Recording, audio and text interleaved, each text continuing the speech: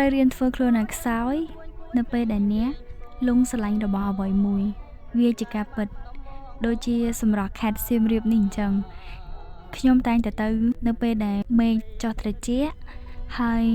មានពន្លឺព្រះអាទិត្យពណ៌លឿងទុំដើម្បីរំសាយអារម្មណ៍ការគិតអ្នកដែលធ្លាប់ទៅសៀមរាបប្រកាសជាធ្លាប់ទៅមើលកន្លែងស្អាតជាច្រើននៅពេលរសៀលឬក៏ពេលល្ងាចហ្នឹងនៅពេលដែលព្រះអាទិត្យចុះគឺសម្រស់នៅសៀមរាបគឺស្អាតខ្លាំងមែនតើអញ្ចឹងពួកខ្ញុំក៏សម្រេចចិត្តថាឆ្លងពីខេត្តបាត់ដំបងមកឆ្លៀតចូលសៀមរាបបន្តិចនេះគឺជាដំណើរខ្លះៗដែលពួកខ្ញុំបានទៅឆ្លងកាត់ខេត្តសៀមរាបហើយក៏ឲ្យប្អូនប្រុសនាំទៅលេងកន្លែងដែលពួកខ្ញុំមិនដែលទៅជាធម្មតាអ្នកទាំងអស់គ្នាទៅសៀមរាបគឺច្រើនតែតែកន្លែងប្រាសាទធំប្រាសាទអង្គរតូចអត់ដែលបានទៅប្រាសាទតូចបែបនេះទេ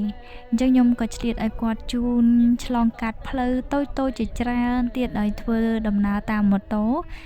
ឯកជនរបស់ពួកយើងណាចាគឺធ្វើដំណើរឲ្យបានភ្លក់រសជាតិនៅច្រកផ្លូវតូចទាំងអស់ហ្នឹងអ្វីដែលខ្ញុំចងចាំអត់ភ្លេចគឺអារម្មណ៍ដែលគ្មានទុក្ខព្រួយ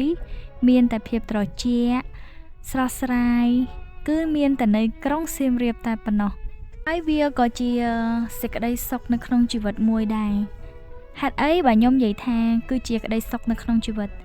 ពីព្រោះវាជាកន្លែងមួយដែលអាចស្រូបនៅថាមពលវិជ្ជមានកម្លាំងចិត្តហើយវាក៏ជាកន្លែងមួយដែលអាចរំលឹកក្តីស្រឡាញ់ផងដែរជីវិតត្រូវតែមានក្តីស្រឡាញ់បើអត់មានក្តីស្រឡាញ់អត់ដឹងថានៅដើម្បីអីទេអញ្ចឹងត្រូវរៀនស្រឡាញ់អ្វីដែលខ្លួនឯងមាន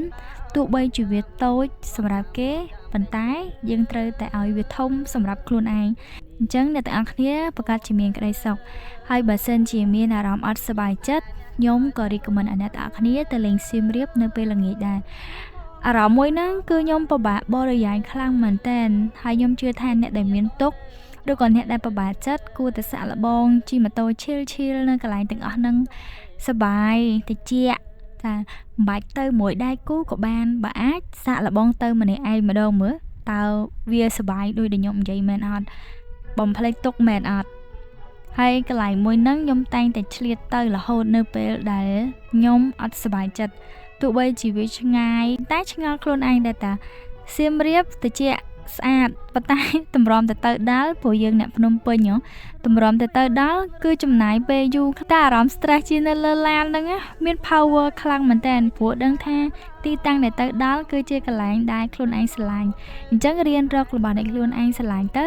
ហើយកំណត់គោលដៅវាទៅអញ្ចឹងអ្នកទាំងអស់គ្នាអត់ហត់ក្នុងការធ្វើដំណើរទៅរកវាទេជោគជ័យទាំងអស់គ្នាសូមរីករាយជាមួយនឹងក្រុងសៀមរាបនិងមានវីដេអូបន្តជូនបងប្អូនទៀត